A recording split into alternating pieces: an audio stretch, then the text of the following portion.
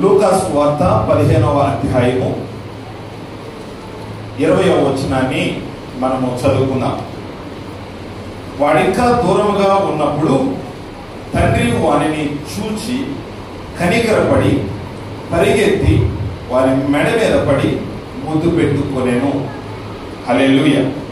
So ఈరోజు తండ్రుల దినోత్సవం కాబట్టి, ఈరోజు ఫాదర్స్ డే కాబట్టి, ఫాదర్స్ యొక్క ప్రేమ, ఆప్యాయత, వారి యొక్క ప్రయాస, వారి కుటుంబానికి చేస్తున్నటువంటి ఆ విధమైనటువంటి కష్టము, త్యాగము, ఇవన్నీ కూడా జ్ఞాపకం చేసుకుంటూ వారికంటే ఒక ప్రత్యేకమైనటువంటి దినాన్ని ఈ విధంగా కేటాయించడం జరిగింది. అంతేకాకుండా మనం బైబిల్లో మన దేవుణ్ణి పిలవాలి అంటే మనము తండ్రి అని పిలుస్తాం, అబ్బా అని పిలుస్తాం, లేకపోతే నాన్న అని పిలుస్తాం. సో అంటే మనము ఏ దేవుని అయితే ఆరాధిస్తున్నామో ఆ దేవుని మనం తండ్రి అని పిలిచే ఆ విధమైనటువంటి యోగ్యత దేవుడు మనకి అనుగ్రహించాడు.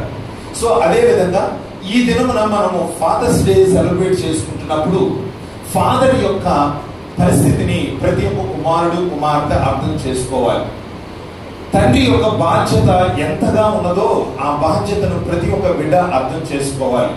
అలా అర్థం చేసుకుని నడిచినప్పుడు తండ్రికి ఇవ్వవలసినటువంటి గౌరవం ఉంటుంది, అలాగే కుటుంబంలో ఉండవలసినటువంటి శాంతి, సమాధానం ఉంటుంది, అలాగే అన్ని విషయాల్లో ఆ కుటుంబము ముందుకు వదిలడానికి కారణంగా ఉంటుంది. సో అందుకనే ఈ యొక్క లేఖన భాగంలో నుండి నేను కొన్ని విషయాలు మీతో పంచుకుంటుండగా మీరు శ్రద్ధగా ఆలకించాలని కోరుతూ ఉన్నా. ఓకే, 15వ అధ్యాయము ఇది వాస్తవానికి 3 ఉపమానాలతో కూడినటువంటి అధ్యాయం.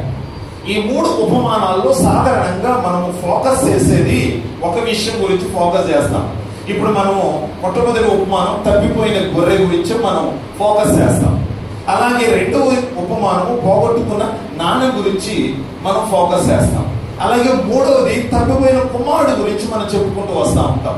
సో ఈ 3 మనం చూసినప్పుడు తప్పిపోయినటువంటి గొర్రె గురించి, అలాగే రెండవదిగా పోగొట్టుకున్న నాణ్యం గురించి, మూడవదిగా తప్పిపోయిన కుమారుడు గురించి. కానీ ఇంకొక యాంగిల్ మనం చూస్తే, నాణానికి ఇంకొక పక్కన మనం చూస్తే ఇంకా ఎన్నో ఆత్మీయ సత్యాలు మనం నేర్చుకుంటాం. అలాగే ఇక్కడ ఆ గొర్రెను వదిలేసి ఇప్పుడు ఆ గొర్రెల కాపరి కోసం మనం ఆలోచన చేస్తే ఆయన మంచి గొర్రెల కాపరిగా మనకు కనిపిస్తా ఉన్నాడు. ఆయన ఒక మంచి గొర్రెల కాపరిగా అంటే తప్పిపోయిన గొర్రె కోసం ఆయన వెతుక్కుంటూ 99 గొర్రెలు పక్కన పెట్టి ఆ గొర్రె మీద ప్రేమతో ఆయన వెళ్తాడే, అది ఆయన గురించి మాట్లాడాలి అని అంటే గొర్రెల గురించి కాకుండా కాపరి గురించి చెప్పాలంటే ఈజ్ గుడ్ షెపర్డ్. ఆయన ఒక మంచి గొర్రెల కాపరి. అలాగే నాణ్యం గురించి చెప్పకుండా ఆ స్త్రీ గురించి చెప్పగలంటే ఒక పట్టుదల కలిగిన స్త్రీ ఆమె.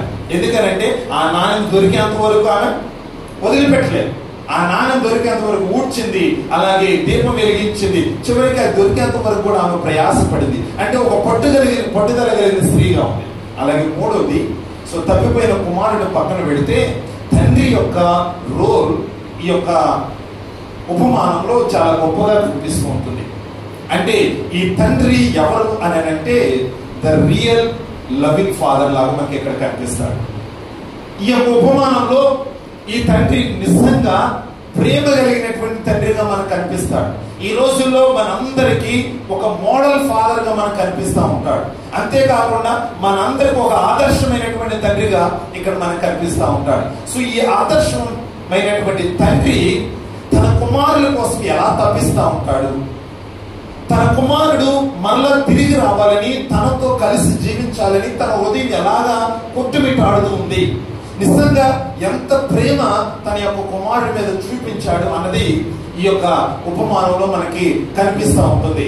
సో వాస్తవానికి ఇక్కడ మనం చూసినట్లయితే ఈ యొక్క ఉపమానాలు యేసుక్రీస్తు స్వయంగా యూదులను ఉద్దేశించి మాట్లాడుతూ ఉన్నాడు. సో ఆ యూదుల గురించి, అలాగే యూదులకి ఈ విషయాలు చెప్పినప్పుడు ఆయన ఒక తండ్రిని ఒక పిక్చర్ లో తీసుకొచ్చాడు. ఆ తండ్రిని ఎవరికి పోలుస్తున్నారంటే పరమ తండ్రితో పోలుస్తూ ఉన్నాడు. అలాగే ఈ తప్పిపోయిన కుమారుడు వీళ్ళందరూ కూడా పాపులమైనటువంటి మన కొరకు పోలుస్తూ ఉన్నాడు. కానీ ఇప్పుడు మనం ఆ యొక్క యాంగిల్ ను వదిలిపెట్టేసి ఒక ఫిజికల్ ఫాదర్, ఒక భౌతికమైన లేకపోతే ఒక శారీరకమైనటువంటి తండ్రి తన కుమారుడు కోసం ఎలాగా ఆశ కలిగి తన ప్రేమను చూపిస్తున్నాడు అన్నది జస్ట్ 3 విషయాలు ఈ యొక్క లేఖన భాగంలో నుంచి మనము అర్థం చేసుకోవడానికి ప్రయత్నం చేద్దాం. ఓకే, సో ఒక తండ్రికి 2 కుమారులు ఉన్నారు. ఒక పెద్ద కుమారుడు ఉన్నాడు, చిన్న కుమారుడు ఉన్నాడు. ఆ తండ్రి పెద్ద జమీందారుడు, ఆయనకి చాలా పొలాలు ఉన్నాయి. అలాగే ఆ పొలాల్లో పనిచేయడానికి సేవకులు ఉన్నారు, కూలి వాళ్ళు ఉన్నారు. అలాగే ఆయన ఒక మంచి ధనవంతుడు, ఆయనకు ధనానికి ఏమీ తక్కువ లేదు. ఆ యొక్క విలేజ్ లో ఆయన ఒక మంచి పేరు ప్రఖ్యాతలు కలిగినటువంటి వ్యక్తి అయి ఉండవచ్చు. సో అలాగా ఆ కుటుంబం నడుస్తున్నప్పుడు వారిలో చిన్న కుమారుడు వచ్చి తండ్రి దగ్గరకు వచ్చి, తండ్రి నేను నీ నుంచి వేరైపోవాలనుకుంటున్నాను, అలాగే నాకు కావలసిన ఆస్తి ఏదో నాకు ఇచ్చేసి నేను ఆ ఆస్తిని తీసుకుని వెళ్ళిపోతాను, ఇక నీతో నాకు సంబంధం ఏమీ లేదు, నీతో నేను ఉండను, నాకు కావాల్సింది ఆస్తియే కావాలి అని తండ్రి దగ్గరకు వచ్చి మాట్లాడినప్పుడు తండ్రి కష్టపడి సంపాదించినటువంటి ఆ ఆస్తి ఇద్దరికి సమానంగా పంచిపెట్టాడు. ఆ చిన్న కుమారుడు ఏం చేశాడనంటే తండ్రితో ఉండకుండా ఆ ధనాన్ని, ఆ యొక్క ఆస్తిని అంతటిని తీసుకుని దూరదేశానికి వెళ్ళిపోయాడు. ఆ దూరదేశం వెళ్ళి ఇంకా ఆయనకి సుఖమే స్వర్గం అనుకొని, ఇంకా ధనమే సమస్తం అనుకొని, స్నేహితులతో తిరుగుతూ విచ్చలవిడిగా బ్రతుకుతూ ఇంకా ధనానంతటిని ఖర్చు చేస్తూ చివరికి భిక్షగాడిలాగా ఇంటింటికి వెళ్ళి అడుక్కునే పరిస్థితి ఏర్పడింది. సో ఆ రీతిగా పందులను సైతం మేపే అంత దుస్థితిలోనికి దిగిపోయాడు. ఇది ఇక్కడ ఉన్నటువంటి స్టోరీ ఆ యొక్క కుమారుడిది. సో ఇప్పుడు మనము ఆ కుమారుడి స్టోరీని అక్కడ ఉంచేసి ఇప్పుడు తండ్రి మీద ఫోకస్ చేస్తే 20వ వచనాన్ని మనం ఇక్కడ చూద్దాం. చూడండి, 20వ వచనం. వాడు ఇంకా దూరముగా ఉన్నప్పుడు తండ్రి వానిని చూచి కనికరపడి పరిగెత్తి వాని మెడ మీద పడి ముద్దు పెట్టుకునేను. ఓకే, సో ఈ లేఖన భాగంలో నుండి ఇప్పుడు తండ్రి నుంచి ఆస్తి తీసుకొని, లేకపోతే తండ్రి నుంచి దూరదేశానికి వెళ్ళి ఎక్కడో తండ్రి కనిపించకుండా జీవిస్తున్నటువంటి కొడుకు గురించి ఇక్కడ ఈ తండ్రి తన ఆవేదన, తన ప్రేమ, తన యొక్క ఆప్యాయత ఎలా కనిపిస్తున్నాడో ఇక్కడ మనం ఈ లేఖన భాగం నుంచి చూద్దాం. సో నెంబర్ 1, ఇక్కడ ఈ తండ్రి మనకి ఎలా కనిపిస్తున్నాడు అని అంటే ఒక వరీయింగ్ అండ్ వీపింగ్ ఫాదర్ లాగా కనిపిస్తా ఉన్నాడు. అంటే చాలా బాధతో, దుఃఖముతో, అలాగే చింతలో ఉన్నటువంటి, ఏడుస్తూ ఉన్నటువంటి తండ్రి లాగా ఇక్కడ కనిపిస్తా ఉన్నాడు. ఎలాగనంటే ఇక్కడ చూడండి, వాడు ఇంకా దూరంగా ఉన్నప్పుడు తండ్రి అంటే దాని అర్థము తండ్రి ఈ కుమారుడి కోసం ఏం చేస్తున్నాడు అని అంటే తన మనసుతో ఆలోచన చేస్తా ఉన్నాడు. సో ఆయన ఆ యొక్క గుమ్మం దగ్గర లేకపోతే ఆ గేటు దగ్గర ఉండి నా కొడుకు నా ఇంటి నుంచి కొన్ని రోజులుగా ఆయన వెళ్ళిపోయాడు, ఇప్పుడు ఏమైపోయి ఉండొచ్చు, నా కొడుకు ఎలా ఉన్నాడు, ఆయన ఏం చేస్తున్నాడు, వాడు ఏం తింటున్నాడు, ఏం తాగుతున్నాడో, ఇప్పుడు వాళ్ళ అమ్మ లేదు దగ్గర, నేను లేను, వాడు ఇప్పుడు చిన్నవాడు, వాడు ఎలా బ్రతుకుతున్నాడో అని తన తండ్రి తన కొడుకు కోసం చింతించే తండ్రిగా ఇక్కడ కనిపిస్తా ఉన్నాడు.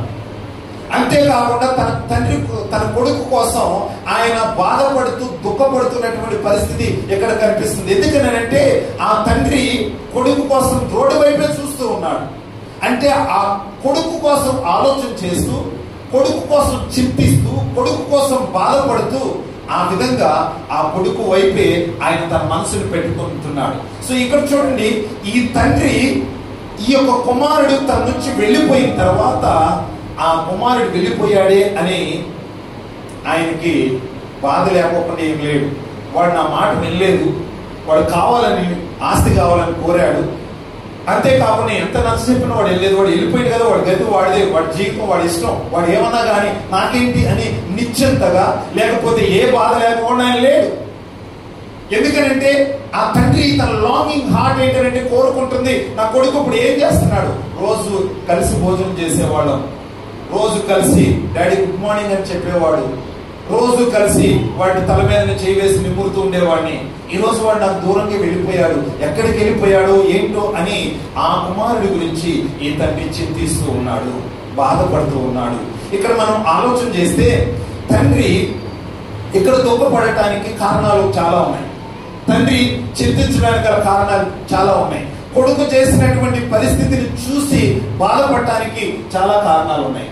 సో అందులో కొన్ని కారణాలు ఏంటంటే ఎందుకు చింతిస్తున్నాడు అని అంటే, వాస్తవానికి ఈయన యూదా కుటుంబానికి సంబంధించినటువంటి కథలో ఈ కథ చెప్తా ఉన్నాడు.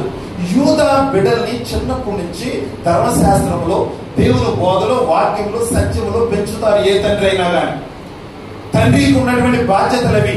ఎందుకనంటే మోషే చెప్పాడు, మీ ద్వారబంధాల మీద ఆ వాక్యాలు రాసుకోండి, మీ నుదుటిన రాసుకోండి, అలాగే మీరు ఎక్కడికి వెళ్ళినా కూర్చున్నా నిల్చున్నా నీ పిల్లలకి ఈ యొక్క మంచి మాటలు నేర్పించుండని దేవుని వాక్యమే ఆ యూదా కుటుంబాలకి చెప్తా ఉంటది. సో ఇప్పుడు ఈ తండ్రికి ఉన్నటువంటి బాధ, ఈ తండ్రి నొప్పి ఏంటి అని అంటే, చిన్నప్పటి నుంచి ఆత్మీయతో పెంచినటువంటి ఈ కుమారుడు దేవుని విలువలకు దూరంగా వెళ్ళిపోయాడే అనే బాధ ఆయనలో ఉంది.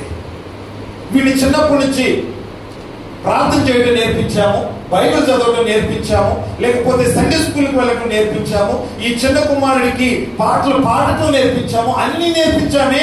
ఒక యవనస్తుడు అయిన తర్వాత ఇప్పుడు ఆ విలువల నుంచి వెళ్ళిపోయాడు. ఆ బైబిల్ గ్రంథంలో ఉన్నటువంటి ధర్మశాస్త్రంలో ఉన్న మాటలకి దూరంగా వెళ్ళిపోయాడు అని ఆ కొడుకు చేసిన పనికి తండ్రి బాధపడుతూ, దుఃఖపడుతూ ఇంకా కుమారుడే కావాలని కోరుతూ ఉన్నాడు. నిజంగా ఎంతో మంది ఈరోజు మన యొక్క క్రైస్తవ సమాజంలో కూడా తల్లిదండ్రులు మంచి గౌరవప్రదమైన క్రైస్తవ కుటుంబంలో పుట్టి మంచి ప్రార్థనాపరులుగా ఉండి పిల్లలు కూడా అలాంటి భక్తులు పెంచుతూ వాళ్ళతో పాటు చిన్నప్పుడే సండే స్కూల్కి తీసుకెళ్లి అలాగే చర్చికి తీసుకెళ్లి పెంచి అలాగే వాళ్ళు టీనేజ్ వచ్చేంత వరకు లేకపోతే 20 years వచ్చేంత వరకు అంత భక్తులు పెంచినటువంటి ఈ బిడ్డలు ఎవరి కాలానికి వచ్చిన తర్వాత తల్లిదండ్రులు చెయ్యి వదిలేస్తున్నారు, చర్చికి వెళ్ళడం ఆఫ్ చేస్తున్నారు, వేరే స్నేహాలు పెట్టుకుంటున్నారు, ఆదివారం సెలవు రోజు కాబట్టి నేను నా సమయాన్ని ఇలా గడపాలి అని ఈ రీతిగా చిన్నప్పటి నుంచి దూరి పోసినటువంటి ఆ భక్తి విలువలకు దూరంగా బ్రతుకుతున్నారు చాలా మంది యవనస్తులు. అది మీ తల్లిదండ్రులకి ఎంతో బాధ కలిగిస్తుంది. ప్రియమైన యవన బిడ్డలారా, ఎంతో దుఃఖాన్ని కలిగిస్తుంది. ఎందుకనంటే నిన్ను ఏ స్థితిలో తల్లిదండ్రులు చూడాలనుకుంటున్నారో, చిన్నప్పటి నుంచి నీ గురించి ఏ విధమైన కళలు అన్నారో ఆ కళలు 20 సంవత్సరాలకు వచ్చేసరికి నీరు గారిపోతున్నాయి. ఎందుకనంటే యవన కాలంకి వచ్చిన తర్వాత మా రెక్కలు మాకు వచ్చాయి, మా ఇష్టం మేము ఎగురుతాము, మాకెవరు చెప్పేది లేదు అన్నట్లుగా. చిన్నప్పుడు నువ్వు ఎల్కేజీ యూకేజీకి వెళ్ళేటప్పుడు మీ డాడీ నీ చెయ్యి పట్టుకొని ఎల్కేజీ యూకేజీ క్లాస్లో వెళ్ళి తీసుకొచ్చి కూర్చోబెట్టేవాడు. అలా కూర్చోబెట్టిన తర్వాత ఇక నువ్వు ఎలాగ చదవాలి, నువ్వు ఈ గొప్ప విలువలతో చదవాలి, లేకపోతే ఐఐటి వాల్యూస్ ఉన్నటువంటి నారాయణ, చైతన్య అలాంటి వాటిలో కొంతమంది పిల్లల్ని జాయిన్ చేస్తారు పెద్ద అయిన తర్వాత వాళ్ళు ఆ రీతిగా ఎదగాలని. ఇలాంటి డ్రీమ్స్ తో పిల్లల్ని ఆ రీతిగా చేయించినప్పుడు వాళ్ళు ఒక ఇంటర్మీడియట్ అయిపోయే ఏజ్కి వచ్చేసరికి ఇంకా వాళ్ళు తల్లిదండ్రుల యొక్క కళలను పక్కన పెట్టేస్తారు, వీళ్ళ కళలను నెరవేర్చుకోవడానికి చూస్తారు. అది really paining to the father. అది చాలా తల్లిదండ్రులకు బాధ కలిగిస్తుంది. సో ఈ బాధతో ఈ కుమారుడు గురించి ఈ తండ్రి బాధిస్తున్నాడు. ఎందుకు నా మాట వినలేదు, వాడిని ఎలా చూడాలనుకున్నాను కానీ ఇప్పుడు ఏమైపోయాడు వాడు అని తండ్రి బాధపడుతూ ఉన్నాడు. రెండవ కారణం ఏమిటి అని అంటే, ఆయనలో ఉన్న రెబెలియస్ యాటిట్యూడ్. నేను చిన్నప్పటి నుంచి గోరు ముద్దలతో వాడిని పెంచి పెద్ద చేశానే, చిన్నప్పటి నుంచి నానాన్ని పలకరిస్తూ ఉన్నానే, చిన్నప్పటి నుంచి వాడిని ఎంత ఆప్యాయతగా చూశానే, చివరికి ఈ యవన కాలానికి వచ్చేసరికి వాడు నాకే ఎదురు తిరగడం మొదలు పెట్టాడు. చివరికి నా మాట వినకుండా వాడి మాట నెరవేరేటట్లు చూశాడు. నువ్వు డబ్బులు ఇస్తావా ఇవ్వవా, నాకు ఆస్తి పంచుతావా పంచవా, నాకు ఇవ్వాల్సిన వాటా ఇస్తావా లేదా, లేకపోతే కుదరదు అన్నట్లుగా తండ్రి మాటకే వ్యతిరేకంగా ఉన్నటువంటి పరిస్థితి ఏర్పడింది. అంటే ఎవరైనా కానీ ఒక ఇంట్లో ఒక గౌరవప్రదమైన తండ్రి ఉన్నప్పుడు పిల్లలు చాలా మర్యాదగా ఉంటారు. ఓకే, డాడీ వస్తున్నాడు అని అంటే బయట లేకపోతే బుల్లెట్ సౌండ్ లేకపోతే డాడీ నడిపే కార్ సౌండ్ ఏదో వచ్చిందంటే పిల్లలు ఇంట్లో ఎక్కడికక్కడ సైలెంట్ అయిపోతారు. ఎందుకంటే చిన్నప్పటి నుంచి పిల్లల్ని అలా పెంచాడు తండ్రి, ఇలా గౌరవంగా ఉండాలని. కానీ ఇప్పుడు ఎవరి కాలంకి వచ్చేసరికి నువ్వేంటి చెప్పేది అని డాడీకి వ్యతిరేకంగా మాట్లాడి, డాడీకి రెబెలియస్ గా లేకపోతే డాడీ మాటకి వ్యతిరేకంగా మాట్లాడే వయసు వచ్చింది ఈ కుమారుడికి. అది చూసి తండ్రి బాధపడుతున్నాడు. వాడిని ఎలా పెంచానే, ఇలాగ నేను వాడిని పెద్ద చేశానే, వాడికి ఏం తక్కువ చేశాను, వాడు ఏది అడిగితే నేను ఇవ్వకుండా ఉన్నాను, అంతేకాకుండా వాడు నన్ను కూడా ఎంతో గౌరవించేవాడే, డాడీ వస్తున్నాడు అంటే ఎంతో గౌరవించేవాడే. ఈ యవ్వన కాలంకి వచ్చిన తర్వాత ఏమొచ్చింది? రెబెలియస్ యాటిట్యూడ్ తండ్రిని చాలా గాయపరిచింది. మాట విననటువంటి పరిస్థితి తండ్రిని ఎంతో దుఃఖపరిచింది. అది అక్కడ కూర్చొని ఆయన వర్రీ అవుతున్నాడు, చింతిస్తున్నాడు. నా కొడుకు నేను ఇలా చూడాలనుకోలేదు, ఇలా అయిపోయాడని. అంతేకాకుండా రాంగ్ డెసిషన్ తీసుకోవడం బట్టి కూడా తండ్రికి బాధ కలిగింది. Wrong decision. సరే, వాడు సొంత నిర్ణయం అయితే ఏదో తీసుకున్నాడు, అది మంచి నిర్ణయం అయితే బాగుండు. అది ఏ నిర్ణయము? తండ్రి నుంచి వేరైపోవడం, డబ్బులు తీసుకొని పోవడం, లేకపోతే దూరదేశం వెళ్ళిపోవడం, దుష్ట స్నేహితులతో సాంగత్యం చేయడం, ఇది రాంగ్ డెసిషన్ కాదా? అంటే ఇప్పుడు వరకు వాడిని పెంచిన విలువలు ఒకవేళ వాడు లేకపోయినా వాడు సొంతగానైనా వాడు కాళ్ళ మీద వాడు నిలబడతాడు, లేకపోతే వాడు సొంతగా ఏదో సాధిస్తాడు, తండ్రి మాట వినకపోయినా వాడు గొప్పవాడయి ఆ స్థితిలో ఉంటాడు అని అనుకుంటే అది కాదు కదా. ఇప్పుడు వాడు he chose the wrong decision. తప్పుడు నిర్ణయాలు తీసుకున్నాడు. చదువును పక్కన పెట్టేశాడు, లేకపోతే వాడికి ఉద్యోగాలు వచ్చే అవకాశాలను పక్కన పెట్టాడు. స్నేహితులు వెంటబడి, స్నేహితుల మాట విని తాగుడికి అలవాటై, వ్యభిచారానికి అలవాటై, ధనం మీద ప్రీతి కలిగి తండ్రిని కూడా పక్కన పెట్టి ఒక చెడ్డ మార్గంలో, దుష్ట మార్గంలో నడుస్తున్నాడే అని అది తండ్రికి నిజంగా చాలా బాధ కలిగించింది, నొప్పి కలిగించింది. అలాంటి బాధ కలిగినప్పుడు అదంతా ఆలోచన చేస్తున్నాడు. నా కొడుకు నాకంటే గొప్పవాడు అవుతాడు అనుకున్నాను, కానీ వాడు తీసుకున్న మార్గం సరైనది కాదు, వాడు వెళుతున్న మార్గం సరైనది కాదు, వాడు ఉంటున్నటువంటి స్నేహితులు సరైనటువంటి వాడు కాదు అని ఆ రాంగ్ డెసిషన్ తీసుకోవడం వల్ల ఆ విధంగా తన యొక్క జీవితాన్ని కూల్చుకుంటున్నాడే అని తండ్రి దుఃఖపడుతూ ఉన్నాడు. అంటే కుమారుడు నాశనం కావాలని కాదు, కుమారుడు అలా పాడైపోతున్నాడే అని చింతిస్తున్నాడు ఈ తండ్రి. అనవసరంగా కుమారుడు ఆ విధమైనటువంటి బాటలో పడ్డాడే, నా మాట వినట్లేదే అని. అండ్ అనదర్ థింగ్ ఏంటి అని అంటే wasting the father's hard earning money. అదొక చాలా బాధ అయింది. నేను రూపాయి కూడబెట్టి 100 రూపాయలు కూడబెట్టి రేపు నా పిల్లల కోసమే కదా నీ ధనాన్ని ఖర్చు చేసింది, నేను ధనాన్ని పొదుపు చేసింది.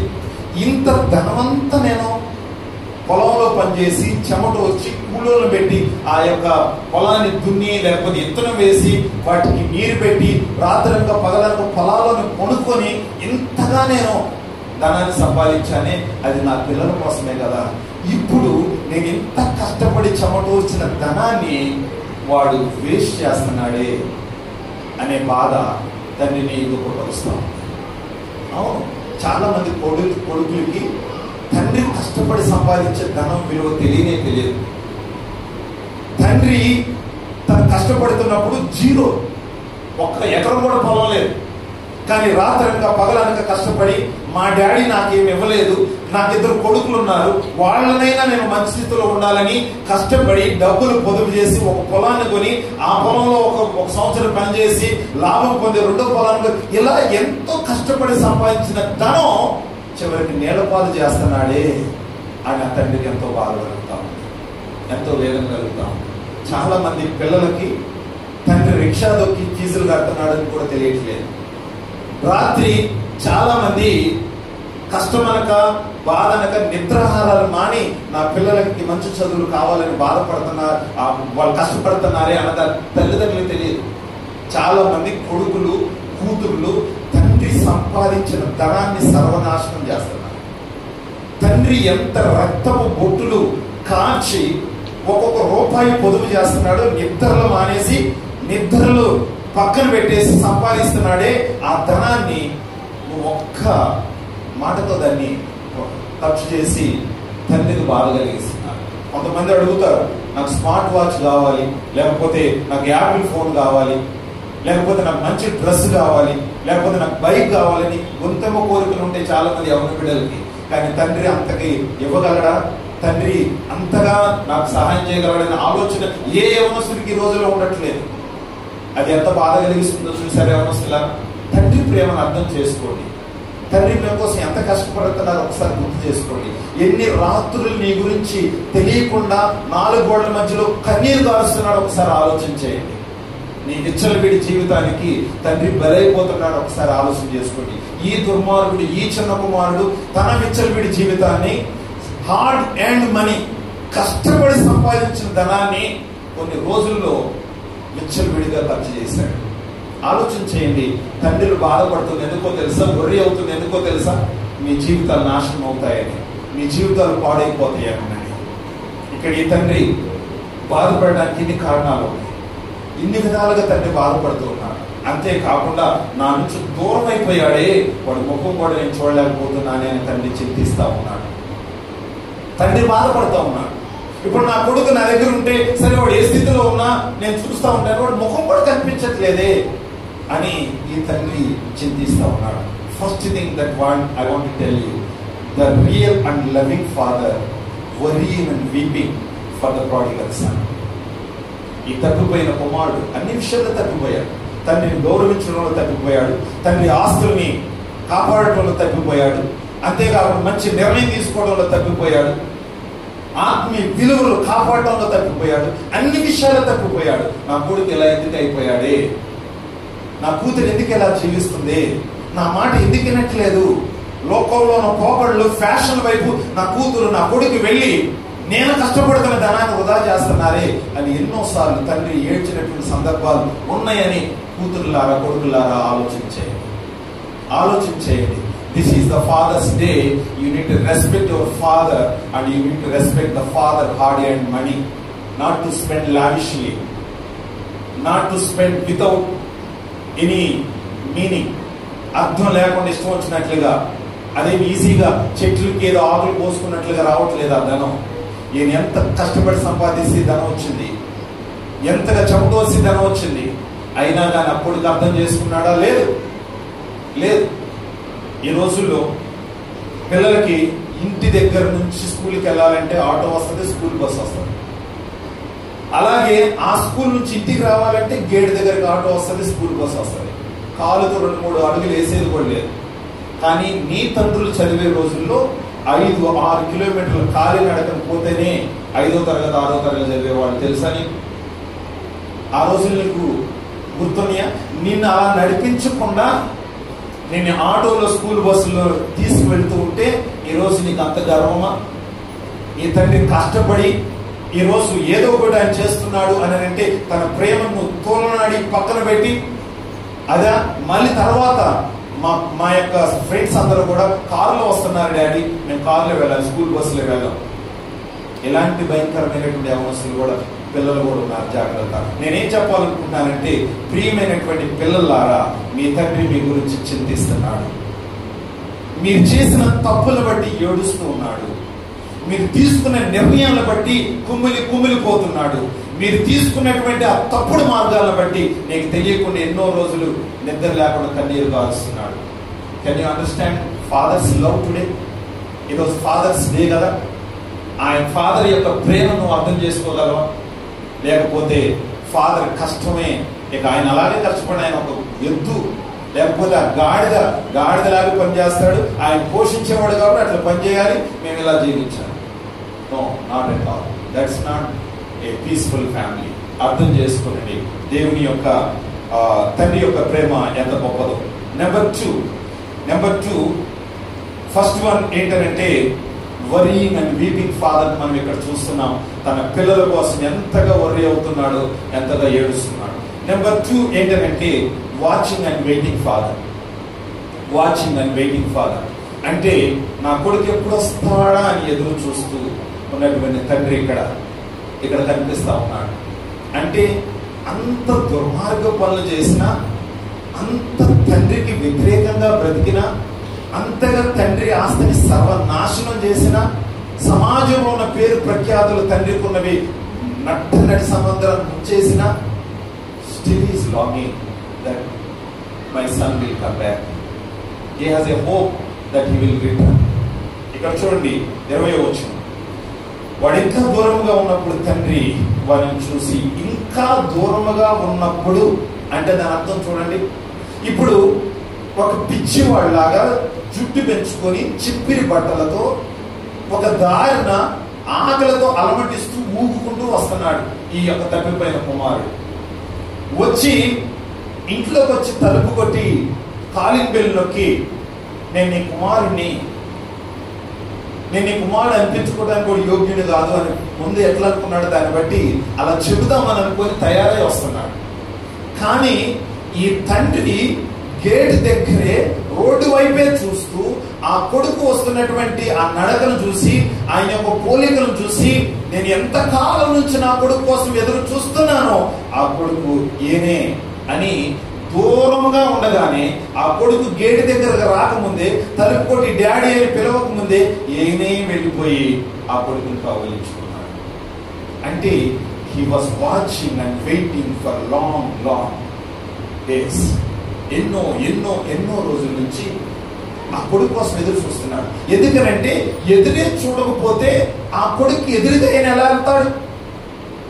దూరంలో ఉన్నటువంటి వ్యక్తి దగ్గరికి ఏనే పరిగెత్తుకుంటే ఎందుకు వెళ్తాడు? ఎదురే చూడలేదు అనుకోండి, తలుపు మూయబడి ఉంటుంది, గేటు వేయబడి ఉంటుంది, లేకపోతే ఎవరైనా వచ్చి పలానా వాళ్ళు వచ్చారని చెప్తారు. కానీ ఈయన మనసంతా, ఈ యొక్క తండ్రి మనసంతా రోడ్డు మీదే, అక్కడే గేటు దగ్గరే ఆయన ఒక కుర్చీ వేసుకుని ఉండొచ్చు. దారిని పోతే యవనస్తులందరినీ చూసి నా కొడుకేమో, ఈ నా చిన్న కొడుకేమో అని he was longing for his son to see. అంటే వాళ్ళ కొడుకుని చూడాలని ఆయన వెయిటింగ్ చేస్తా ఉన్నారు. చూడండి, తండ్రి ప్రేమ ఎంత గొప్పదో తెలుసా? ఎంత గొప్పదనంటే, ఒక్కోసారి తండ్రి మాట వినకుండా కొడుకులు గొడవబడినా, తండ్రి మాట వినకుండా జిద్దు చేసి డబ్బులు తీసుకెళ్లి ఆ డబ్బులను నష్టం చేసినా, రాత్రి కొనుక్కునే ముందు నీ ముఖం చూసి తండ్రి కొనుక్కోవాలని కోరుకుంటాడు. ఎందుకనంటే ఎలాగూ నువ్వు ఆయన కొడుకువే కాబట్టి, ఆయన కూతురువే కాబట్టి, నువ్వెంత ఆయన దుఃఖపరిచినా, ఆయన ఎంత గాయం చేసినా, ఎంత నీ తండ్రిని నువ్వు ఏడిపించినా, నీ ప్రేమ మారిందేమో కానీ తండ్రి ప్రేమ మారలేదు. That is a real father love. That is a real loving father మనం ఇక్కడ చూస్తాం. కొంతమంది ఎలా ఉంటారు అంటే, తండ్రితో ఏదన్నా ఒక మాట గడవలేదనుకోండి, ఈ యవనస్తులు ఉన్నారే తండ్రితో మాట్లాడరు, కలిసినగా మాట్లాడరు, ఎదురు పడుతున్నా మాట్లాడరు, రోజు గుడ్ మార్నింగ్ చెప్పేది కూడా వాళ్ళు చెప్పడం మానేస్తారు. బట్ కొడుకు తండ్రి ఎదురు చూస్తాడు. కొడుకు ఎప్పుడైనా కలిసినప్పుడు, నాన్న వచ్చేసావా, బాగున్నావా అని మాట్లాడటానికి తండ్రి is heart will be longing. అయ్యో వాడిని ఏదో నేను అనక చిన్న మాటలేదో అన్నాను, వాడిని బాధ పెట్టానేమో, లేకపోతే వాడిని అనవసరంగా నేను గద్దించి వాడిని ఏమన్నా దుఃఖ పెట్టానేమో అని తండ్రి ఎప్పుడైతే అలాంటి మనసు కలుగుతుందో, నీతో తొందరగా వచ్చి నేను చూడాలనే ఆశ. ఇక్కడ చూడండి, తండ్రి ఎందుకు ఇక్కడ ఎదురు చూస్తున్నాడంటే, waiting with hope that my son will come back. Okay, ఆయన ఎలాంటి ఆశతో ఎదురు చూస్తున్నాడంటే, నా కొడుకు మరలా తిరిగి వస్తాడనే ఆశతో ఎదురు చూస్తూ ఉన్నాడు. ఏ కొడుకు కోసమో తెలుసా? డబ్బులు నాశనం చేసిన కొడుకు, పొరుగు తీసినటువంటి కొడుకు, అలాగే కుటుంబంలో సమాధానం లేకుండా చేసినటువంటి కొడుకు, ఆ కొడుకు కోసం ఈ ఫాదర్ వెయిటింగ్ చేస్తున్నాడు, ఎదురు చూస్తున్నాడు. తండ్రి ప్రేమ ఎంత గొప్పదో చూడండి. కొన్నిసార్లు తండ్రి ప్రేమని చినిగిన సంచిలాగా, కాగితంలాగా చిన్ని పడేసేస్తాం. బట్ నీ ప్రేమ మారిందేమో, ఆయన ప్రేమ మారలేదు. అంతేకాకుండా సో ఈయన ఎన్నో రోజుల నుంచి ఎదురు చూస్తున్నాడు, ఒక రోజే కాదు. ఎందుకంటే ఎన్నో రోజులైంది వెళ్ళిపోయి, ప్రతిరోజు ఎదురు చూస్తున్నాడు, నా కొడుకు ఎప్పుడు వస్తాడా, నా కొడుకుని ఎప్పుడు చూడాలా, ఆయనతో ఎప్పుడు మాట్లాడాలా, ఆయన ముఖాన్ని ఎప్పుడు చూడాలా అని ప్రతిరోజు ఎదురు చూస్తున్నాడు. And another thing, since he is a Jewish father, I think he must have praying and weeping that Lord send my son to back. Okay, దేవునికి ప్రార్థన చేసి ఉండొచ్చు, ప్రభువా వాడు తప్పుడు మార్గాల నుంచి విడిపించిన ఆయన, వాడు చెడు అలవాట్ల నుంచి విడిపించిన ఆయన, ప్రభువా వాడు మరలా ఇంటికి తిరిగి వచ్చేటట్లు సహాయం చేయను ఆయన, ప్రభువా వాడు మనసు మార్చి మరలా నా దగ్గరకు వచ్చి వాడి ముఖం నేను చూడాలనుకుంటున్నాను, ఒక్కసారి నా దగ్గరకు తీసుకురా ప్రభువా అని తండ్రి ఎదురు చూస్తూ ఉండొచ్చు ఆ కొడుకు కోసం. Just not only waiting, is praying, ప్రార్థన చేస్తున్నాడు, నా కొడుకుని నేను చూడాలి అని ఆ విధంగా ఆలోచన చేస్తున్నాడు. ఒక్కసారి ఆలోచన చేయండి, how much love and compassion this father had towards this prodigal sun. ఇలాంటి తప్పిపోయినా, పాడైపోయినా, నష్టపోయినటువంటి ఈ కుమారుడి కోసం, ఇంకా కొడుకు కోసం మనసులో ప్రేమ ఉంటుందా? ఉంటుంది. నిజమే. అదే రియల్ ఫాదర్ అంటే. నేను అదే చెప్తున్నాను.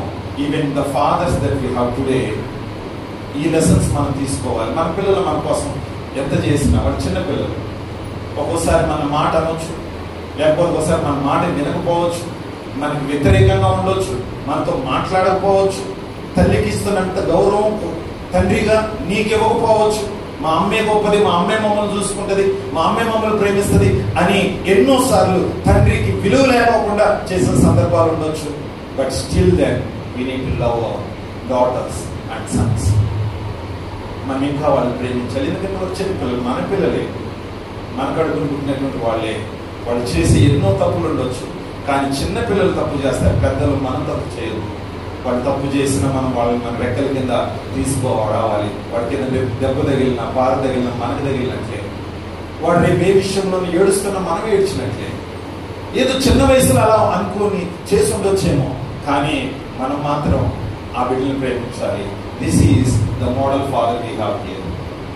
ఎంత బాధ పెట్టినా కానీ ఆ తండ్రి ఆ కొడుకు కోసం ఎంతగా తప్పించాడో ఇక్కడ మనం చూస్తాం. సో ఈరోజు ఫాదర్స్ డే సందర్భంగా ఫాదర్స్ కూడా నేనేం చెప్పాలనుకుంటున్నాను అంటే, మన పిల్లల తప్పిదాలని మనమేమి మనసుని తీసుకోవద్దు. వాళ్ళ పిల్లలే అని భావించి వాళ్ళు మనం క్షమించాలి. వాళ్ళు మరలా బాగుపడాలని మనం ఎదురు చూడాలి. వాళ్ళు మరలా మంచి స్థితిలో ఉండాలని వాళ్ళ కోసం మనం ప్రార్థన చేయాలి. ద థర్డ్ థింగ్, మూడో విషయం ఏంటి అని అంటే, ఫస్ట్ వన్ ఏంటి అని అంటే, ఆయన తన యొక్క కొడుకు కోసం వర్రీ అవుతున్నాడు, చింతిస్తున్నాడు. ఎలా ఉంటుందో వాడి ఫ్యూచర్, వాడు ఎలా చేసుకుని వెళ్ళాడు అని. రెండవది, ఆయన వెయిటింగ్ చేస్తున్నాడు, నా కొడుకు మరలా తిరిగి రావాలని, వాడు మరలా నేను వాడితో కలవాలని. మూడవది ఏంటి అని ఇక్కడ చూస్తే, wishing and welcoming father. Wishing and welcoming father అంటే ఆ కొడుకుని ఇంట్లోనికి ఆహ్వానించి ఆ కొడుకు కోసం ఒక సంబరమే చేశాడు తిరిగి వచ్చినప్పుడు. ఇక్కడ చూడండి 20వ వచనం మరొకసారి చూస్తున్నాను. వాడు ఎంత దూరంగా ఉన్నప్పుడు తండ్రి వాడిని చూసి కనికరపడి పరిగెత్తి వాని మెడ మీద పడి ముద్దు పెట్టుకుని, that is the wish that he has. ఇక్కడ 3 విషయాలు చేశారు చూడండి. 3 విషయాలు ఏంటంటే, he Ryan to his son. అంటే అసలు ఎంత సంతోషమో కొడుకుని చూసినప్పుడు, ఎంత ఆనందం అనిపించిందో.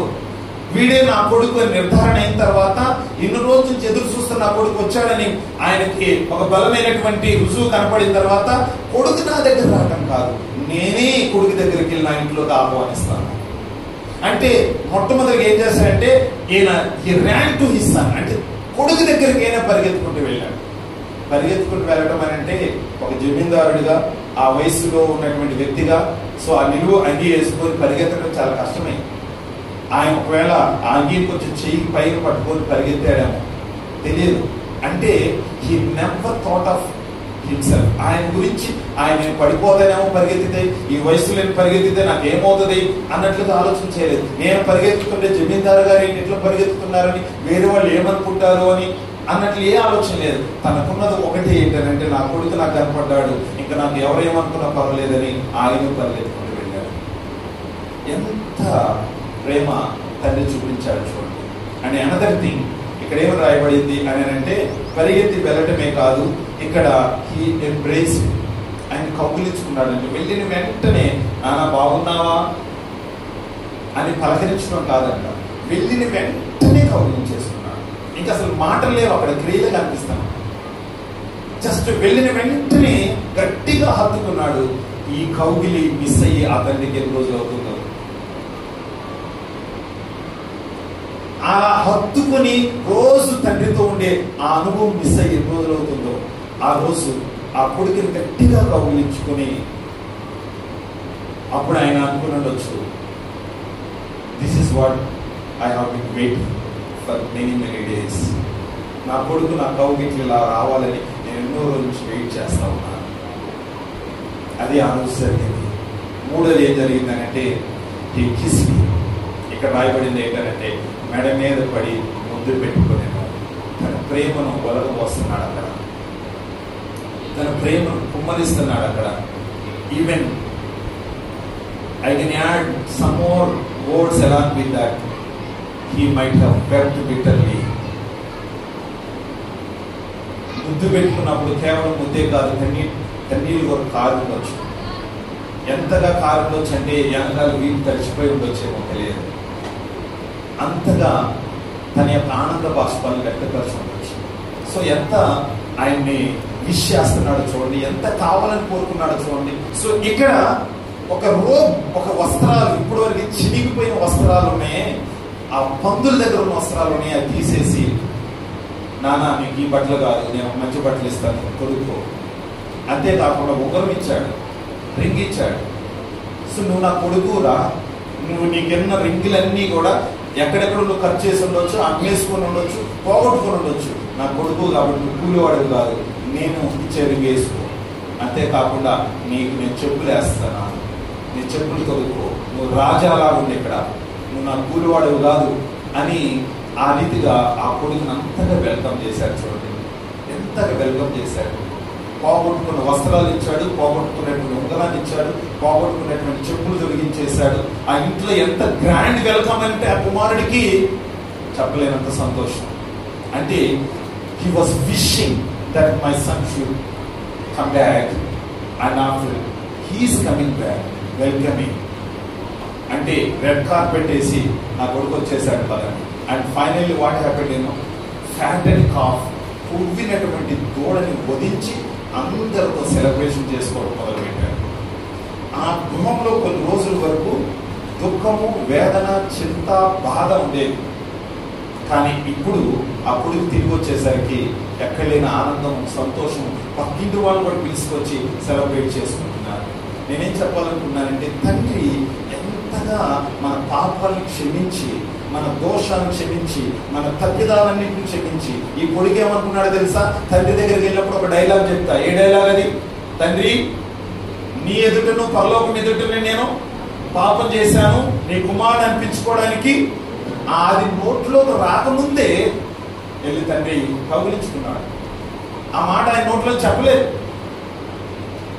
దానికంటే ముందే వెళ్ళి కౌగిలించుకున్నాడు. అని అంటే, నువ్వు నా కొడుకురా, పుట్టినవాడు కాదురా, నువ్వు నా కడుపును పుట్టినవాడు రా, నువ్వు ఎన్నో తప్పులు చేసి ఉండొచ్చు, కానీ ఆ తప్పులు తెలుసుకుని తిరిగి వచ్చావు, ఇంతకంటే సంతోషం ఏం కావాలిరా? రా మరలా కలిసి పోంచేద్దాం, రా మరలా ఈ వస్త్రాలు వేసుకో, రా మనందరిని పిలుచుకొని గడుపుదాం. What a grand welcome. What I want to tell you, and even me as a father, మన పిల్లలు ఎన్నోసార్లు ఎలాంటి పరిస్థితితో వ్యవహరిస్తూ ఉంటారు, ఎలాగ మన మాట వినకుండా వ్యవహరిస్తూ ఉంటారు. కొన్నిసార్లు ఈ స్థలంలో ఒకవేళ నేను లేకపోతే ఇంకొకరు అయి ఉంటే, ఆ గేట్ దగ్గర కొడుకుని చూసినట్లయితే, ఏ ముఖం పెట్టుకొని మళ్ళీ ఇంటి దగ్గరకు వచ్చావురా నువ్వు? ఎవరిని చూడటానికి వచ్చావురా? మీ అమ్మ నాన్న బతుకున్నారని చూడడానికి వచ్చావు నువ్వు? డబ్బులు నాశనం చేసి సరిపోదా, ఇంకా డబ్బుల కోసం వచ్చావు నువ్వు? ఇంట్లో అడుగు పెడితే కాళ్ళు ఎరగొడతా అనే తండ్రులు కూడా ఉంటారు. ఉంటారా? ఉండరా? ఉంటారు.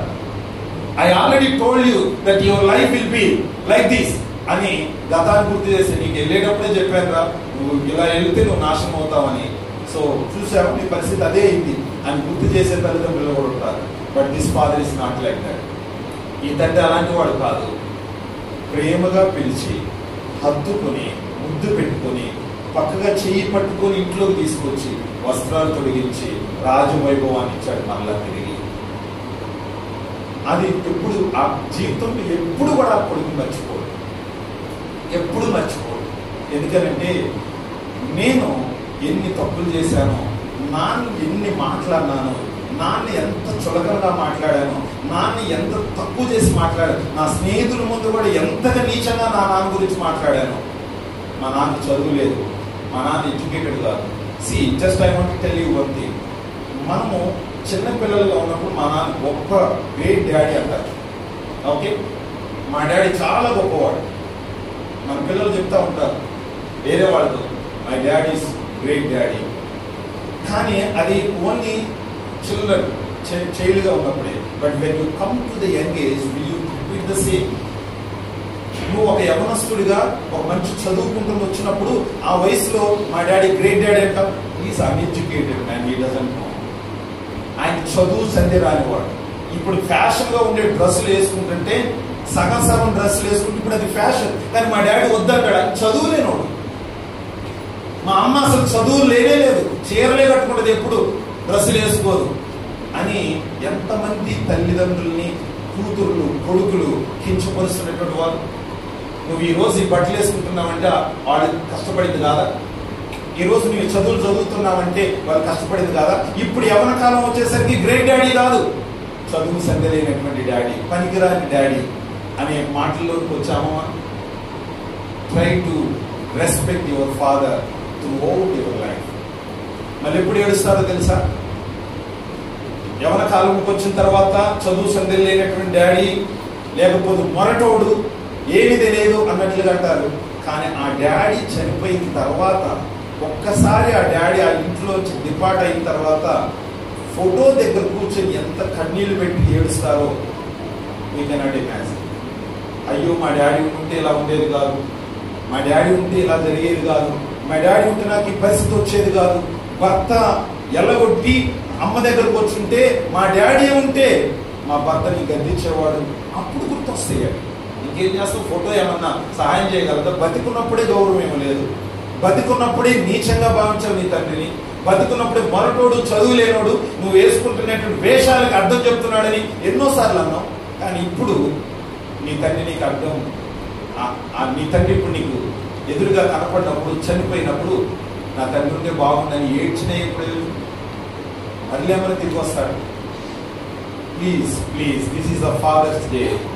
Just I want to tell both children and parents, okay, మీ తల్లిదండ్రులు మీరు గౌరవించండి.